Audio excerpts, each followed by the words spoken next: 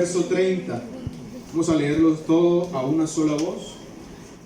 Primera de Samuel, capítulo 2, verso 30. Dice así en el nombre de Jesús: Por tanto, Jehová el Dios de Israel dice: Yo había dicho que tu casa y la casa de tu padre andarían delante de mí perpetuamente, mas ahora ha dicho Jehová: nunca yo tal haga, porque yo honraré a los que me honran. Repita: porque yo honraré a los que me honran, y los que me desprecian serán tenidos en poco. Dando una alabanza al Señor puede estar cómodo, iglesia. Gloria al nombre de Jesús. Qué privilegio es servirle al Señor.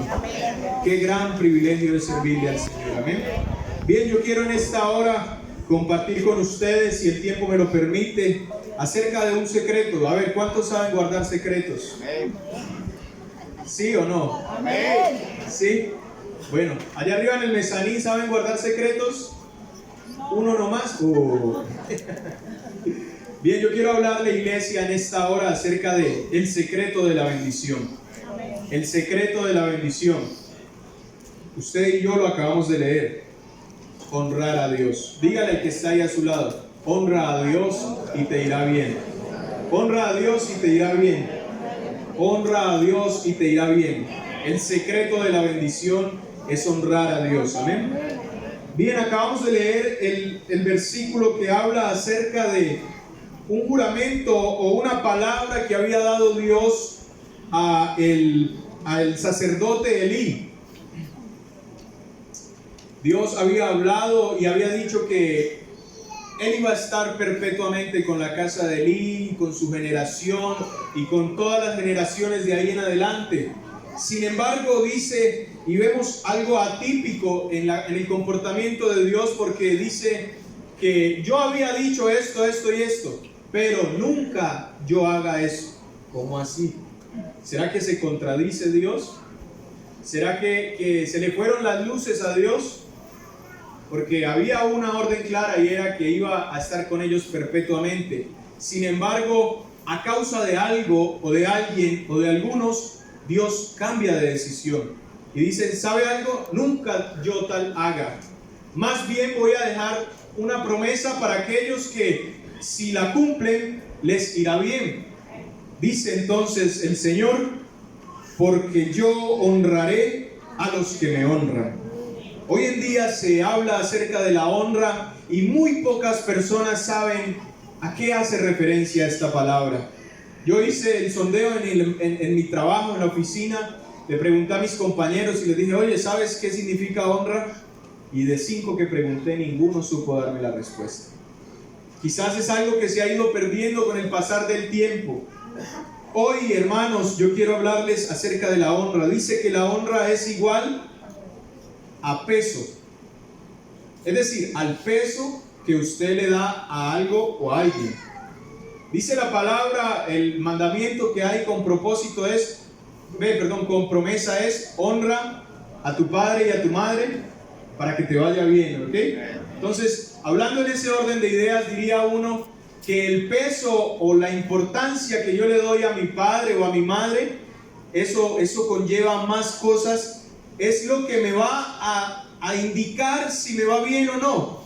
En este caso, hablando de la honra a Dios, es el peso que le damos a la presencia de Dios. ¿Cuántos dicen amén?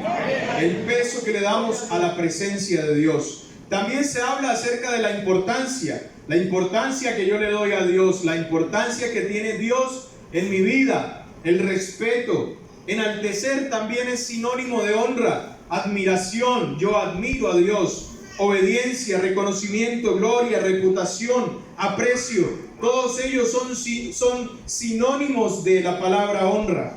Y volviendo a las escrituras, había una situación en la casa de Elí que quizás él no se percató y empezó con un pequeño desvío, pero llegó a tal punto que llamó la atención de Dios, y entonces tuvo que venir una palabra de reprensión de parte de Dios. ¿Y qué era lo que sucedía? Pues que Elí había llegado al punto de honrar más a sus hijos que a Dios mismo.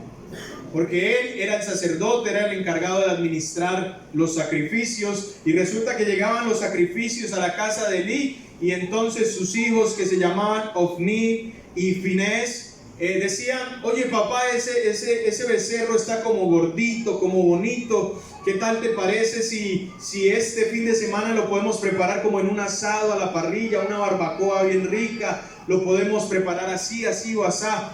Y entonces Elí se dejó contaminar porque esos sacrificios que traía el pueblo a él, que en ese entonces era el sacerdote, eran única y exclusivamente para ofrecérselos a Dios. Pero sus hijos, muy carnalmente, pensaban y decían dentro de sí: no, ¿cómo vamos a quemar ese becerro? Mírale ese pernil, mírale ese lomo que tiene, ¿cómo lo vamos a quemar? Vení más bien, vení, preparémoslo.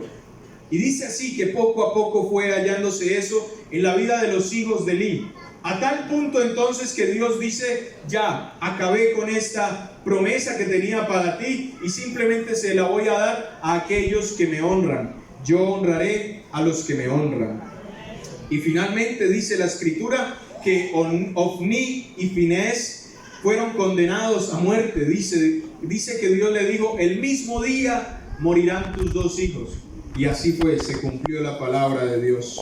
¿Por qué? Porque Ofni y Finés, y quizás también Elí, no lograron comprender y darle el peso que se merecía la presencia de Dios en sus vidas. La presencia de Dios en la vida del sacerdote era indispensable. Recuerde usted que si el sacerdote, el sumo sacerdote, entraba al tabernáculo y su ofrenda no era apta y su ofrenda no llegaba a la presencia de Dios, entonces tenían que sacarlo al lado de una cuerda muerto, dice la palabra. Entonces he ahí la importancia de presentarle el peso y la altura a la presencia de Dios. ¿Cuántos en esta hora honran la presencia de Dios? ¿Sabía usted que aquí está la presencia de Dios? Gloria al nombre de Jesús. Y dice entonces la palabra acerca del arca del pacto, que estuvo también en la casa o en la familia de Abinadab durante, según los estudiosos, dicen que más o menos 70 o 75 años reposó el arca en sus hogares, en el hogar de Abinadab. Pero dice la palabra que nunca surgió ningún efecto en la casa de Abinadab. Quizás se tenía como un cofre más, como una repisa, como un estante para colocar los bolsos cuando llegaban, para colocar una camisa que te quitabas y la colocabas allí. Quizás yo creo que Abinadab pensaba que el arca no representaba nada, y sin lugar a dudas para él no representó nada, y también para su vida no pasó nada. Pero yo quiero compartir con usted que más adelante en el libro de Segunda de Samuel, le pido que me acompañe a leer Segunda de Samuel capítulo 6, del verso 10 al verso 12, nos habla de otra persona que sí supo darle el peso que merecía la presencia de Dios. Esa persona se llama, yo sé que usted la conoce, Obed-Edom. Obed-Edom fue un hombre que supo valorar la presencia de Dios. Segunda de Samuel capítulo 6 del verso 10 al 12 dice así: de modo que David no quiso traer para sí el arca de Jehová a la ciudad de David, y la hizo llevar David a casa de Obed-Edom Geteo. Y estuvo el arca de Jehová en casa de Obed-Edom Geteo, ¿cuánto? 3 meses. ¿Y qué pasó a causa de esos 3 meses? Bendijo Jehová a Obed-Edom y a toda su casa. Fue dado aviso al rey David diciendo: Jehová ha bendecido la casa de Obed-Edom y todo lo que tiene a causa del arca de Dios. Entonces David fue y llevó con alegría el arca de Dios de casa de Obed-Edom a la ciudad de David. ¿Recuerda cuánto tiempo estuvo el arca en la casa de Abinadab? De 70 a 75 años. Y la Biblia no registra que haya pasado nada en la casa de Abinadab. Sin embargo, en el contraste nos muestra una casa y una familia, específicamente hablando, que tuvo el arca del pacto durante 3 meses. 3 meses se pasan volando, hermano. Fíjese que ya van 2 trimestres del año 2019. ¿Y qué hace que estábamos diciendo feliz año? Volando se pasa el tiempo. 3 meses. Pero lo que la Biblia nos enseña es que Obed-Edom le dio tanto peso, tanto valor, tanta importancia, tanto reconocimiento, tanta honra, tanta gloria a ese arca, porque Obed-Edom quizás comprendía que allí reposaba la presencia de Dios, y que si la presencia de Dios estaba en su casa, entonces todo iba a marchar bien. Una prédica que escuché alguna vez de un predicador, él hacía como la animación del momento en el que el arca reposó en la casa de Obed-Edom, y dice que de pronto Obed-Edom tenía niños pequeños y le decía: por favor, jueguen en toda parte, pero no se vayan a acercar al arca. Por favor, vayan por allá, a donde quieran que estén, pero mucho cuidado con el arca. Es decir, que le daba tanto valor. A tal punto, dice el predicador, que quizás los amiguitos de los hijos de Obed-Edom iban a buscarlo. Oye, vamos a jugar pelota. Oye, vamos a jugar escondite. Oye, vamos aquí, vamos allá. Y ellos nada más se asomaban por la ventana, corrían la cortina y le decían: sabes, hoy prefiero quedarme en casa que salir. Muchas veces nos dicen: hombre, hermano, te invito a un culto. Justo hoy yo tenía una salida. Justo hoy yo tenía que hacer una cosa. Y muchas veces, hermano, muchas veces, lastimosamente, es hasta mentira. O son situaciones o cosas o citas que se pueden aplazar. Pero aplazar la presencia de Dios, aplazar la bendición de Dios. Meditemos en eso, hermanos, porque sin lugar a dudas ahí radica la bendición. Entonces los hijos de Obed-Edom decían: no, hoy no quiero salir a jugar, y se quedaban mirando el arca y decían: oye, pero esto tiene como oro, papá, ¿qué tanto es que tiene esto? No se te ocurra ni tocarlo siquiera. No se te ocurra tocarlo, porque es la presencia de Dios en nuestra casa. Y dice que los vecinos se enteraron muy rápidamente. Usted sabe cómo corren los chismes. Oye, ¿no has visto los bueyes y las vacas de Obed-Edom, que eran flacas, raquíticas, estaban a punto de aplicar la vacuna de la eutanasia? ¿No las has visto como están de gordas? ¿No has visto el patio de Obed-Edom, que está florecido y tiene un pasto verde sin igual? ¿Qué será que le habrá echado? ¿Qué abono habrá conseguido? ¿Qué alimento le estará dando a esas vacas? Déjeme decirle que no era el abono, no era la comida, no era cómo podaba él el pasto. Era que él había comprendido que con él estaba la presencia de Dios. Y si la presencia de Dios estaba con él, todo iba a marchar bien. Todo se iba a convertir en bendición. Obed-Edom descubrió el secreto de la bendición. Gloria al nombre de Jesús. Dice también la narración que en el proceso, cuando llevaban el arca, no llegó a casa de Obed-Edom porque fuese algo planeado. Dice que iban en el camino y a un muchacho descendiente de Abinadab llamado Usa se le ocurrió la grandiosa idea de tocar el arca, porque parecía que los bueyes tambaleaban al llevarla. Uy, no, qué pena, se va a caer el arca. Y dice la palabra que en ese mismo momento ese hombre cayó ahí muerto. Qué cosas, ¿no? El arca que mata personas, también es el arca que bendice hogares. Qué cosas, ¿no? Dando la indicación Dios como de que yo no necesito ayuda de ustedes, más bien ustedes necesitan de mí. No te preocupes por el arca, que yo la sustento, porque ahí estará mi presencia. Respétala, hónrala, porque ahí está mi presencia. Y mi presencia es más valiosa que todo cuanto usted pueda ver, tocar, conocer, sentir. La presencia de Dios es lo más grande que puede experimentar la vida del ser humano. Es una presencia inigualable. Aquí predicamos a un Dios que no vemos, que no tocamos, pero cuando lo sentimos dentro de nosotros, estremece nuestro corazón, porque ahí está Dios. Gloria al nombre de Jesús.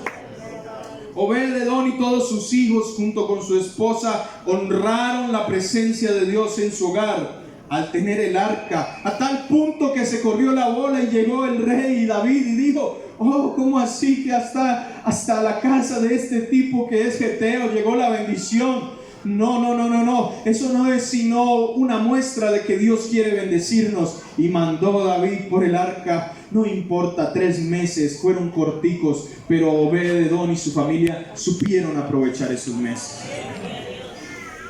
¿Qué hablar entonces también de una mujer que supo honrar la presencia de Dios y supo honrar los hombres ungidos de Dios? Porque también allí hay bendición. Usted sabe que el mandamiento dice: amarás al Señor con todo, con toda y con toda. Y también amarás a tu prójimo como a ti mismo. En este orden de ideas, usted no puede decirme a mí que honra a Dios, que honra la presencia de Dios, pero a su hermano, a su amigo y a su vecino ni lo saluda. Si a su hermano, a su vecino o a su amigo le tiene rabia, si a su hermano, a su vecino o a su amigo le tiene envidia, no es algo que proceda de un corazón que honre la presencia de Dios. Primera de Reyes, capítulo 17, versículo 8 al 16, nos narra la historia de Elías y la viuda de Sarepta. Note usted que dice en el versículo 9: levántate y vete a Sarepta de Sidón y mora allí, hablando Dios con Elías. Y dice el Señor: he aquí, yo he dado orden allí a una mujer viuda que te sustente. Es decir, que Dios ya tenía todo bajo control.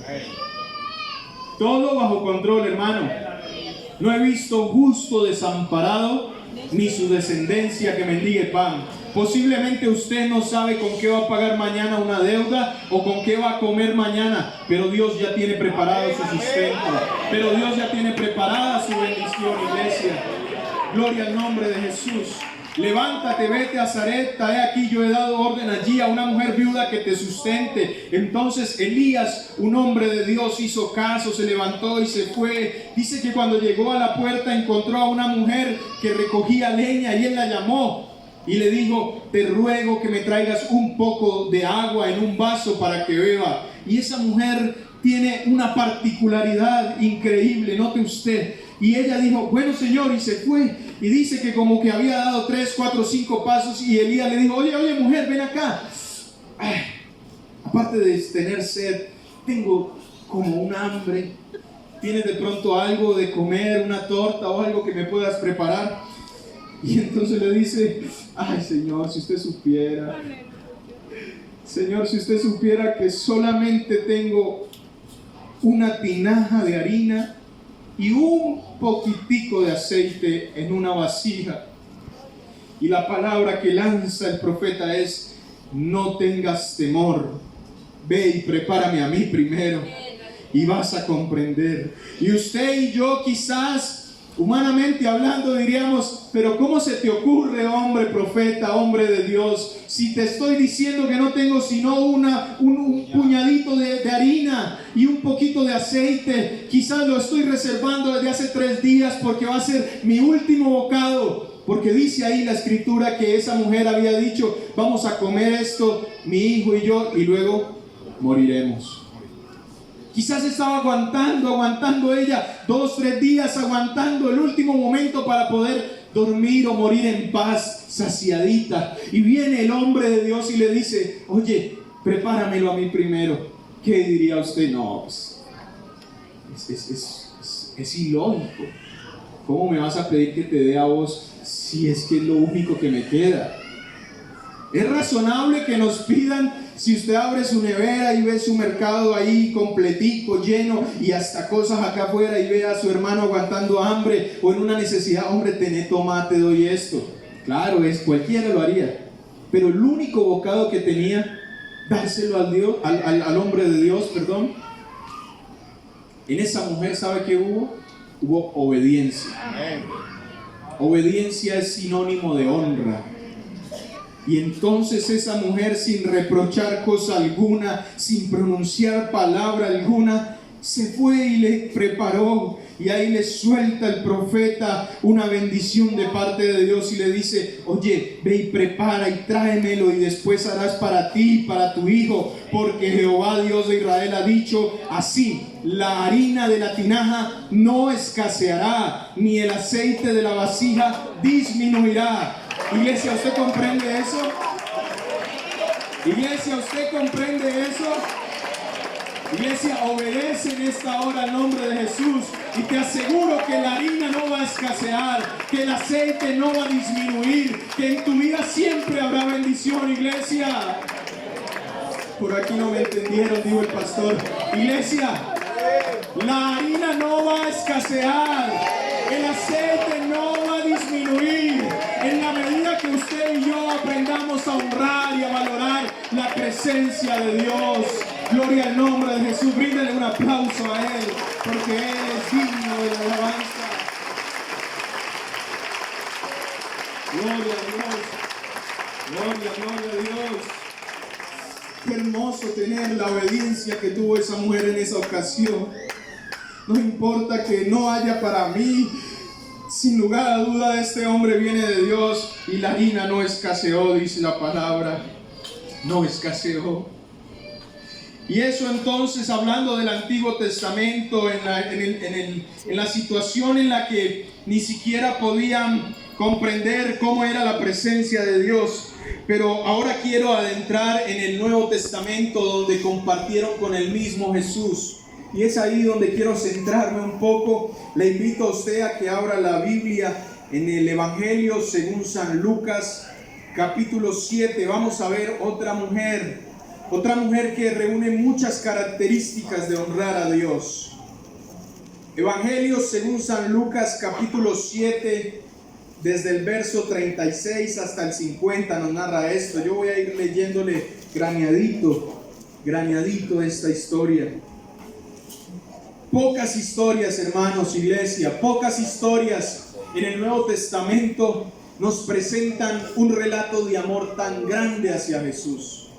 Normalmente usted lee y va a encontrar que fue Jesús el que tuvo compasión, que fue Jesús el que tuvo misericordia, que fue Jesús el que tuvo que ir a servir. O no dice así cuando le lavó los pies a los discípulos. O no dice así cuando a ese hombre que clamaba fue y le hizo recobrar la vista. O no es así cuando aquel cojo también pudo caminar. O no es así cuando el hombre de la mano seca pudo recobrar su mano como antes. En todo momento era Dios obrando y obrando, pero pocos relatos nos hablan de personas o de personajes o de mujeres o de hombres que captaron la atención de Dios. ¿Recuerda usted esa mujer que le dijo: Señor, necesito que sanes a mi hija? Y él le dijo: mujer, no he sido enviado a tu casa, sino solamente a los hijos de Israel. No es lícito coger el pan de la mesa y dárselo a los perrillos. Hasta ahí todo iba bien, pero esta mujer lanzó una palabra que sorprendió a Jesús. Le dijo: Señor, yo sé, tienes razón lo que tú dices, pero ¿cómo te parece que aún los perritos comen de las migajas que caen de la mesa de sus amos? Y le dice el Señor: oh mujer, grande es tu fe, sea como has pedido. Y en ese mismo momento esa mujer recibió su bendición. Pocos relatos nos muestran a un Jesús sorprendido, y es el caso de Jesús en el hogar de Simón el fariseo. Era inusual ver a Jesús reunido con unos fariseos. No sé o no entiendo cómo aceptó la invitación de este hombre llamado Simón. Lo cierto es que estuvo allí, y dice la narración que uno de los fariseos rogó que comiese con él. Jesús aceptó, y una mujer de la ciudad que era, ¿cómo era? Pecadora, al saber que Jesús estaba a la mesa en casa del fariseo, trajo un frasco de alabastro. Alabastro era el material del frasco, con un perfume, quizás un perfume muy costoso. Y estando detrás de él, hablando de Jesús, estando detrás de Jesús, a sus pies llorando comenzó a regar con lágrimas sus pies y los enjugaba con sus cabellos y besaba sus pies y los ungía con el perfume. Yo quiero resaltar 5 puntos importantes en este relato bíblico que nos enseñan acerca de la honra, y el primero de ellos es la humildad. Amén. La humildad, iglesia. Amén. Aprendamos humildad, iglesia. ¿Cómo es que Dios te sacó del lodo cenagoso y hoy, porque te puedes poner un saco y una corbata, puedes mirar por encima del hombro a tu hermano o al amigo que está en la calle? ¿Cómo es que Dios, librándote de la oscuridad y de las densas tinieblas y llamándote a hacer luz, pasas por el lado de alguien como si no hubiese nadie? Insensiblemente así, el drogadicto, el más necesitado, y te pasa por el lado y no merece mi saludo. No, iglesia. Yo creo que eso no pasa aquí, ¿cierto? Humildad, iglesia. Humildad. Esta mujer era una mujer pecadora. Sin embargo, supongo yo o asumo que era una mujer de la calle. Y en medio de la calle y de la algarabía, escuchó que Jesús iba a estar en la casa de Simón. Y esta mujer dijo: esta es mi oportunidad. No va a haber otra oportunidad de cazar a Jesús. No va a haber otro momento. Quizás esperarlo afuera será arriesgado porque me van a ver ahí parada y van a decir: vete de aquí, mujer, que tú nada tienes que ver con nosotros. O quizás si le hago cacería en el camino a causa de la multitud no voy a alcanzar a verlo. Yo tengo que entrar en casa de Simón. ¿Pedir permiso? No, sería una locura. Me echarían de inmediato. Yo voy a entrar sigilosamente sin que nadie me vea y me voy a postrar a los pies de Jesús. Y así sucedió. Aquella mujer con tanta humildad glorificaba a Dios con la humildad. Dice la palabra que el Señor resiste a los soberbios, pero Él da gracia a los humildes. Con Dios, hermano, no es con tanta ciencia o con tanto estudio o con tanta presencia, no. Con Dios importa es la relación que usted y yo tengamos. Esa mujer dijo: es aquí, es ahora, no hay otro día, es este momento. Y ella podía haber entrado y simplemente sentarse a la mesa, ahí al ladito, y decirle: hola Jesús, ¿cómo estás? Pero no, esa mujer llegó y se postró. Amén. Muchas veces rondamos y como que nos da pena, como que dirán: yo aquí postrado en el altar, no, qué vergüenza, se me ensucia aquí el pantalón. No, hermana, no. Delante de Dios, iglesia, es sin tapujos. Es sin esconder nada. De hecho, porque no puedes esconderlo delante de Dios. Él es omnisciente, omnipresente y omnipotente. Él todo lo sabe, todo lo ve, todo lo conoce. Él escudriña los corazones. Él conoce la intención con la que tú has venido a este servicio. Él conoce lo profundo de tu corazón. Con Él no puedes vacilar y decir: por aquí, por acá le hago el quiebre. No. Con Él tienes que ir directamente a lo que vas. A Él no puedes venir a exponerle tu causa y decirle: ah, Señor, es que yo he dado comida a los pobres, yo separo de mi sueldo mensualmente, yo hago esto y esto como labores de obra social. ¿Por qué me ha sobrevenido este mal? No, delante de Dios, hermanos, iglesia, todos tenemos que reconocer que somos pecadores y que necesitamos el socorro del más grande, del único que es santo, del único que es poderoso para suplir todas las necesidades. Humildad, iglesia, humildad. A esta mujer no le importó cómo la iban a percibir, pues solo pensaba en Jesús. Esa mujer tuvo una actitud como la de los esclavos. Los esclavos anteriormente llamaban a su señor amo, Señor. Era un nombre digno de aquel que me está dando el sustento. Y entonces llamaba el amo y usted no podía demorarse. Sí, Señor, ¿qué ordena? Señor, ¿qué pide usted? Señor, sí, yo le lustro los zapatos, yo le lavo sus pies, no importa. Esa era la actitud de aquella mujer. una actitud sin abnegación. No tenía queja, no tenía nada que decir. Me voy a tirar en el piso. Quizás en ese entonces no había cerámica, tampoco podíamos encontrar una alfombra. Era una tierra ahí sucia, porque todos los hombres caminaban por ella a diario. Pero ella dijo, ahí me tiro, en esa tierra sucia, porque no me importa la tierra, sino los pies del que está pisando la tierra. Esos son los pies de Jesús. Y ahí esa mujer derramó lágrimas. Otra característica que me llama la atención de este pasaje es el amor. Iglesia, amor también es sinónimo de honra. Dice la palabra, en este relato dice que al que mucho se le perdona, mucho ama. Al que mucho se le perdona, mucho ama.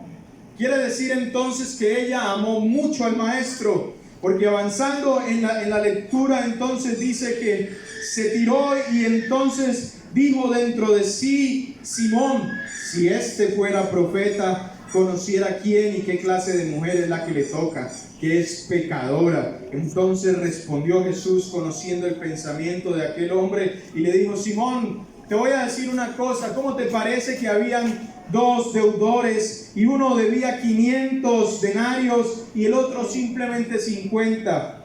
Y como no tenían con qué pagar, el patrón o el prestador o el acreedor les dijo, ¿saben qué? Les perdono la deuda ya. Yo ya sé que esa platica se perdió. ¿Qué crees tú, Simón? ¿Cuál amará más? Y Simón le dice, sin lugar a dudas, Señor, al que se le perdonaron 500. Debía 500 denarios. En ese entonces el denario era como un día de salario. Eso quiere decir que eran como año y medio, casi 500 días. Y en ese año y medio usted se puede hacer en un salario mínimo por ahí sus 12 o 13 millones. Y se los perdonaron así, suáquete, no tengo con qué pagar. Bueno, te perdono. Y ese al que se le perdonó más, vivía más enamorado y más agradecido del acreedor.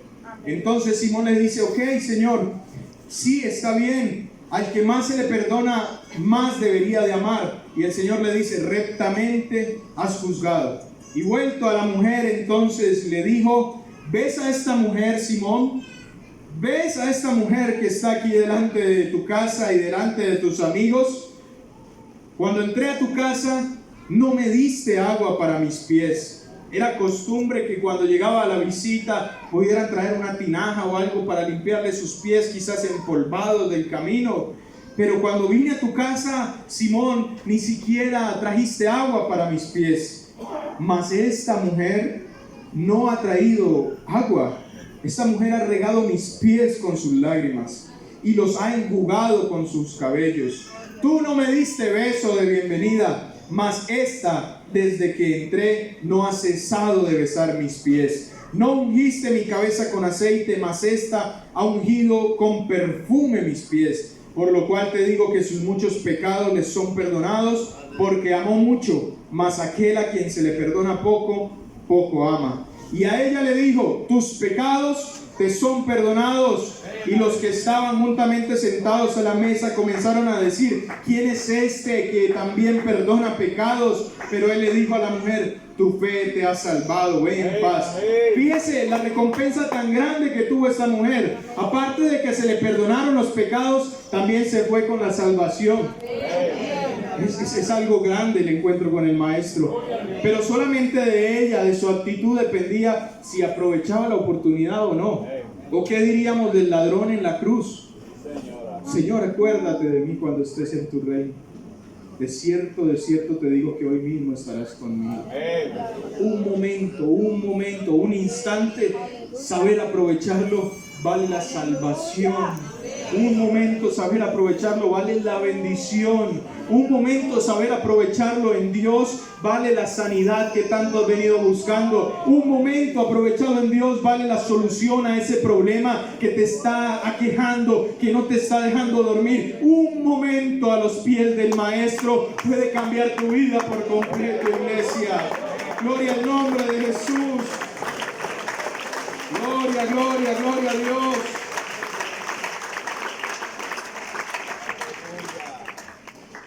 Otra característica que hubo en esta mujer fue gratitud. Gratitud, iglesia, también es sinónimo de honra.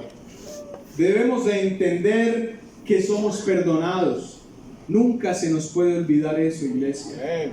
¿Usted ha escuchado el modelo de oración del Padre Nuestro? Perdona nuestros pecados.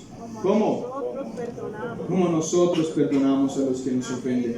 Y muchas veces un hermano, un amigo en el empleo, en la universidad o en el barrio nos hace una mala jugada y decimos que lo perdone Dios, pero yo, mejor dicho, ese me las paga.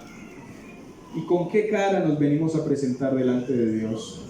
Delante de Dios no se nos puede olvidar, iglesia, que todos somos pecadores.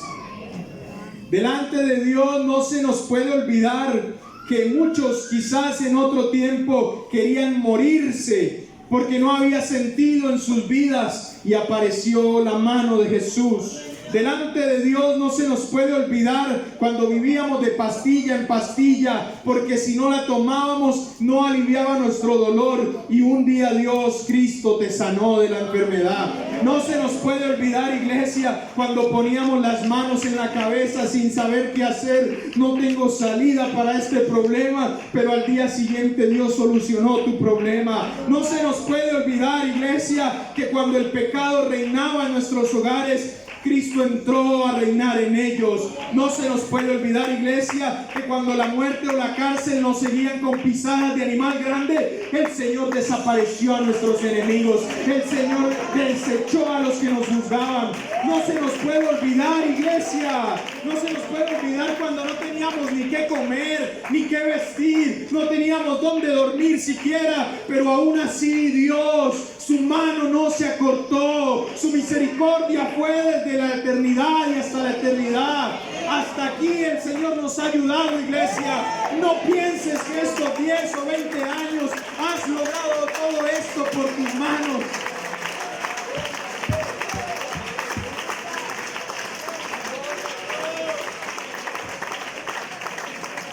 Gloria a Dios. No se nos puede olvidar, iglesia, de dónde nos sacó el Señor. Lo que antes éramos. Hice una canción: no quisiera recordar lo que antes fui, cuando lejos me encontraba de mi Dios. El pecado reinaba en mi vida, pero llegó el Señor y cambió todo. Cambió nuestro lamento en baile, cambió nuestra tristeza en gozo. Nunca se nos puede olvidar, iglesia. Hay una raíz que no puede haber en nuestra vida cristiana y en nuestro fundamento, y es la ingratitud. Nunca permitas que se te olvide o que se borre de tu corazón todas las cosas que Dios ha hecho por ti. Aún las cosas que ni sabemos, porque usted y yo no sabemos de cuántas cosas y atrocidades nos ha librado el Señor. Ustedes, señores conductores del masivo, no saben de cuántas cosas el Señor los puede librar a diario, transportando tanta gente, tanta responsabilidad, pero la mano del Señor no se ha cortado.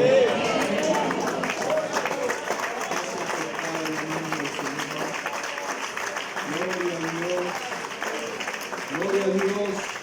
El cuarto punto es el enfoque. No podemos dejar que nuestra visión se nuble a pesar de lo que digan los demás.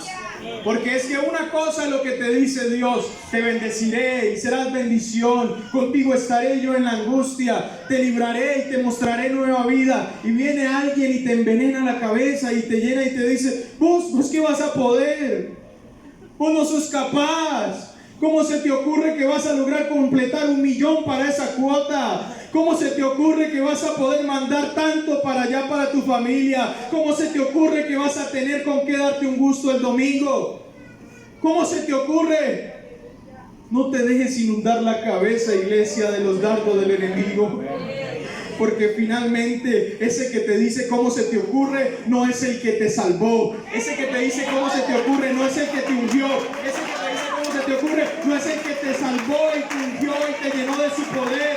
Es Dios, es Cristo en nosotros, la esperanza de gloria. Gloria a Dios. Por ende no podemos dejar que esos dardos apaguen lo que Dios tiene para nosotros. Si Dios es lo único que tenemos, entonces tenemos todo lo que necesitamos. Gloria Fulanito dijo de mí, que tal persona piensa esto de mí, que Simón pensó dentro de sí, este no sabe qué tipo de mujer es la que se le está acercando. Este no sabe qué tipo de mujer es la que está entrando por su iglesia. Este no sabe el tipo de hombre que está aquí sentado. A mí no me importa lo que diga la gente. A mí me importa lo que diga el Señor. Y el Señor dice, con amor eterno te he amado, por tanto te prolongué mi misericordia. Con amor eterno te he amado. Gloria al nombre de Jesús. Oh, aquí está el Señor, iglesia. El quinto y último punto es la disponibilidad de dar o de hacer lo que nadie hace. Esta mujer fue capaz de hacer lo que nadie se había atrevido a hacer, ni aun los que estaban allí. Y cualquiera que te obligue a ir una milla, dice la palabra, ve con él 2. Esta mujer simplemente había podido entrar con una tinaja llena de agua y lavarle los pies al maestro, pero a ella no le bastaba con eso. Ella dijo, voy a limpiarle los pies con mis lágrimas. Que cada lágrima que salga y brote por mis mejillas sea una muestra de que soy pecadora y necesito perdón. Y aparte, quizás había reservado este perfume. No era el de los domingos, no, era el de las ocasiones especiales. Cuando un matrimonio, cuando una festividad. Ese perfume que tanto quiere usted, ese tarrito de loción que usted no quiere ni gastar. Ese fue el tarro que llevó esa mujer y dijo, voy a derramarlo todo a los pies del maestro. No se lo pidió. Note usted que Jesús no se lo pidió, pero a esa mujer le nació sorprender a Jesús. Le nació sorprender a Jesús. Le nació hacer algo más para el Señor. No soy uno más del montón, no, soy uno que va más allá. Que tienes que orar 3 veces al día o que tienes que hacer esto. No, yo voy a ir más allá. Más, iglesia, más, podemos dar más sin lugar a duda. Y ahora la pregunta que surge después de leer y de analizar todo este capítulo es: ¿por qué este fariseo comenzó tan bien y terminó tan mal? Porque finalmente él era el anfitrión. Él era el que había decidido servir a Jesús. Pero se llevó el éxito, el Oscar, otra persona diferente.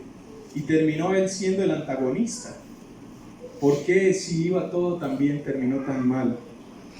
¿Por qué este fariseo logró que Jesús se sentara a su mesa y comenzó a servirle, pero nunca logró honrarle? Y es ahí donde yo quiero detenerme, iglesia.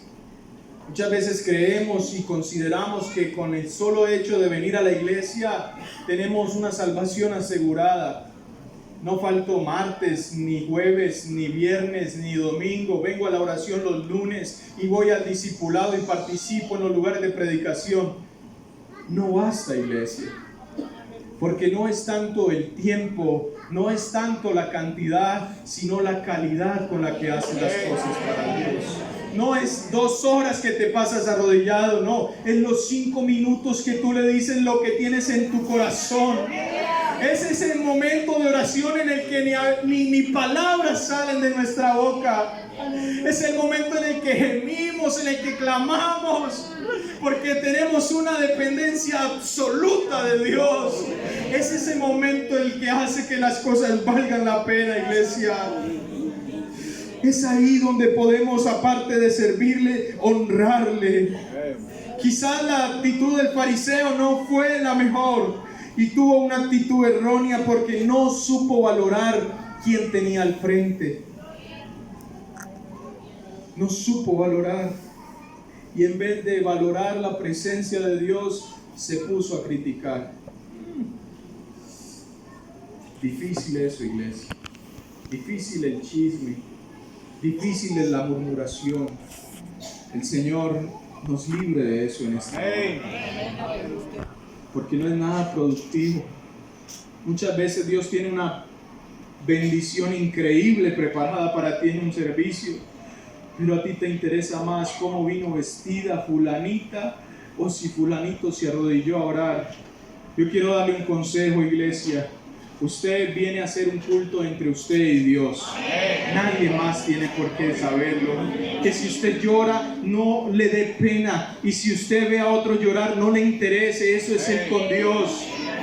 Cada uno se juega un culto con Dios. Porque aquí no hay bendición para todos.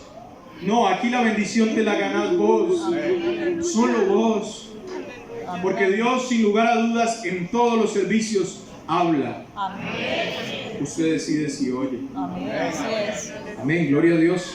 Yo le voy a invitar a que esté sobre sus pies, iglesia. La diferencia está en la honra, iglesia. El fariseo estuvo en todo momento acusando. Si este supiera semejante vieja tan fácil, y en cambio la mujer estaba amando. El fariseo se fue con las manos vacías, pero la mujer se fue con la bendición de Dios.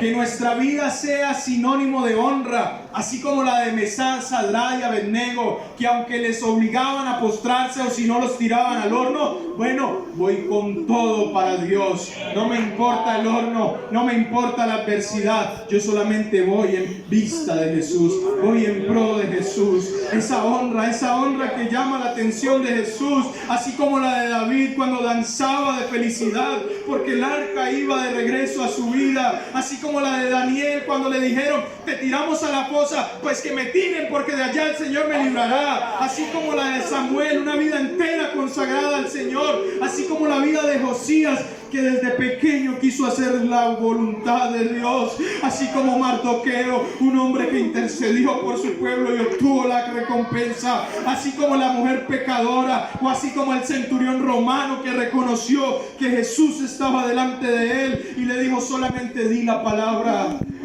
Solamente di la palabra, Señor, y mi siervo, así esté a miles de kilómetros, va a sanar. Así, iglesia, tenemos que reconocer la presencia de Dios. ¿Sabe algo, iglesia? Yo quiero compartirle. Se corre el rumor de que hoy Jesús iba a estar aquí. Por este lado se corre el rumor de que Jesús iba a estar hoy aquí. Por aquí se corre el rumor. Al parecer dicen que Jesús va a estar hoy. De hecho está aquí Jesús. ¿Cuál es tu actitud, iglesia? ¿Cuál es tu actitud? ¿Postrarte a los pies del Maestro? ¿Qué te importa y qué dirán? No, iglesia. Si tú has venido sediento, si tú has venido en busca de una bendición, aquí está el Maestro. Iglesia, aquí está el Maestro, te puedo decir y te puedo asegurar que aquí está el Maestro. De pronto tu vida está como la de la viuda de Sarepta, solamente lo que tengo encima y los pesos que cargo en mi bolsillo. Pero iglesia, en esta hora aquí está el dador de todo. En esta hora está quien suple la necesidad, iglesia. Yo sé que a los pies de Cristo suceden cosas inigualables. Recuerde a María, la hermana de Lázaro, se postró a los pies. Y Marta le dijo: hombre, Señor, mira, María no me ayuda en el oficio. No te preocupes por eso, Marta, porque María ha escogido la mejor parte. Postrarse a los pies del Maestro traerá bendición siempre, iglesia. El secreto de la bendición está en la honra que tú le das a la presencia que llena este lugar, a la presencia que es más grande que cualquiera de nosotros. Ante esa presencia debemos de quitarnos la corona, así como los 24 ancianos se quitan la corona y la ponen delante de los pies de Él.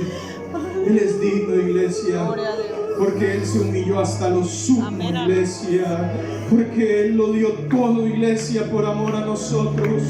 En esta hora, iglesia, yo quiero elevar una oración, una súplica, por cualquiera que sea tu situación, iglesia.